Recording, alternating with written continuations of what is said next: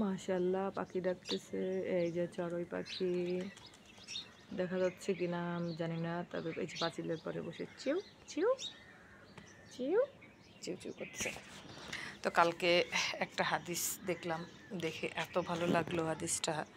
আসলে আমাদের জীবনে এগুলো প্রতিফলন করতে পারলেই জীবন সুন্দর।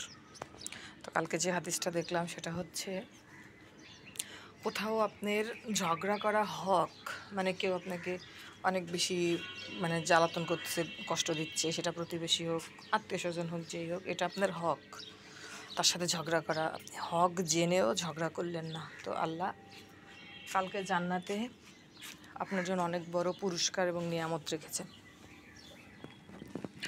তার মানে আল্লাহর সন্তুষ্টির জন্য আমরা যদি জানি যে হ্যাঁ এখানে আমার ঝগড়া করলে আমার কোনো পাপ নাই, কিন্তু আমি ঝগড়া করলাম না, আল্লাহর এই কথাটা স্মরণ করে ঝগড়াটা ছেড়ে দিলাম। সত্যি আমার এত ভালো লাগছে। মানে মানুষের সাথে দেখা যায় কি, এক জায়গায় বসবাস করতে গেলে অনেক রকম টক্সিক মানুষের সাথে থাকতে হয়, বা তারা কিন্তু ওই যে বড়ই গাছে কাঁটা দেওয়ার মতো অবস্থা সৃষ্টি করে। মাশাআল্লাহ, মাশাআল্লাহ।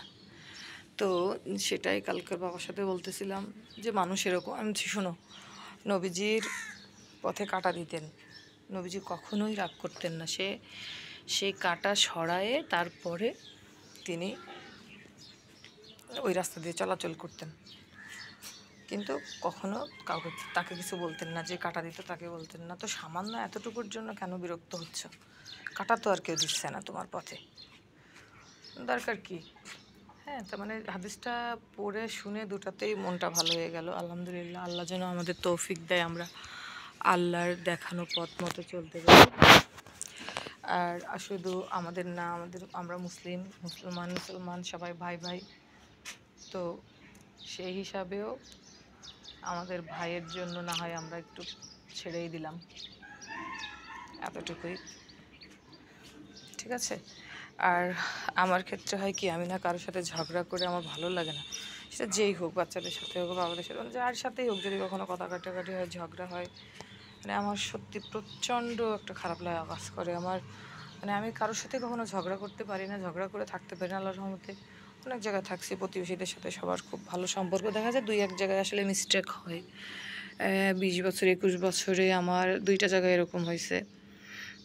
যেহেতু শুরুতে যখন বাসা নিয়েছিলাম তখন আসলে আমি অনেক ছোট, অত বুঝিও না, তখনও মানুষ অনেক কষ্ট দিচ্ছে, ঠিক এই বড়ই গাছের কাটার মতোই করছে। আবার এখন সেই সেম অবস্থা। তো তখনও ধৈর্য ধরছি, আল্লাহর কাছে এখনও ধৈর্য চাই যে আল্লাহ, এখান থেকে আসছে, আমরা তো কেউ এখানে থাকবো না, চলে যাব যার যার গন্তব্যে বা স্থানে। অবশ্য দুনিয়াতেই আমরা কেউ থাকতে আসি নাই। তো সেই ক্ষেত্রে আসলে ধৈর্য ধরাটাই শ্রেয়। তো আল্লাহর কাছে সবসময় এটাই চাই যে আল্লাহ যেন ধৈর্য ধরতে পারি, এবং আল্লাহ ধৈর্যশীলকে পছন্দ করেন, এই একটা কারণ। তো সব মিলায়ে আর কি।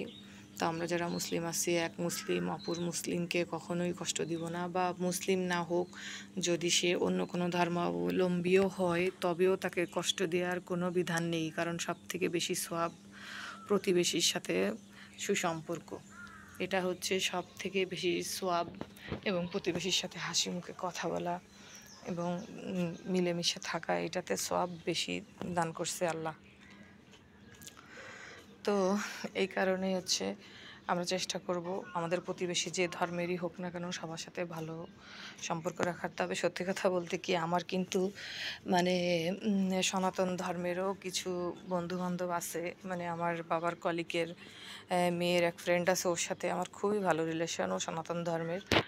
তো ও কিন্তু প্রায়ই আসে আমার বাসায় থাকে, এমনকি ওর বিয়ের ইনভাইটেশনও আমার যাওয়ার কথা ছিল, যাক আনফর্চুনেটলি আমি যাইতে পারি নাই সেখানে, কারণ আমাদেরও ওই সময় একটা বিয়ের প্রোগ্রাম হয়েছিল, যার কারণে ওইটাতে অ্যাটেন্ড করতে হয়েছে।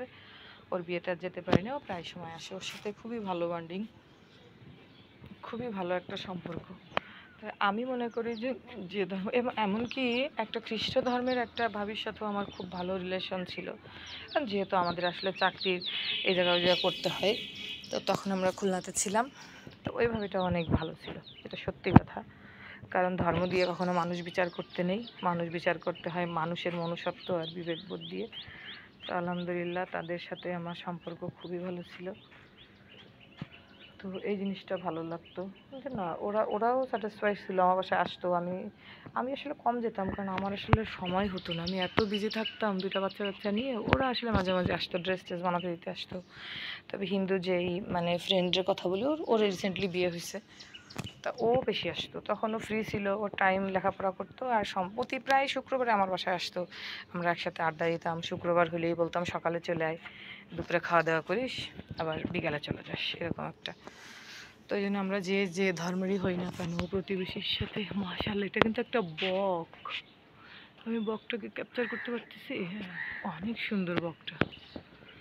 তো যে যে ধর্মেরই হোক না কেন প্রতিবেশীর হক আদায় করব, তাদের সাথে সুসম্পর্ক বজায় রাখবো, এবং তারা ওই যে পথে কাটা দেওয়ার মতো কাজ করলেও তাদের সাথে আসলে রাগ করব না, এটাই।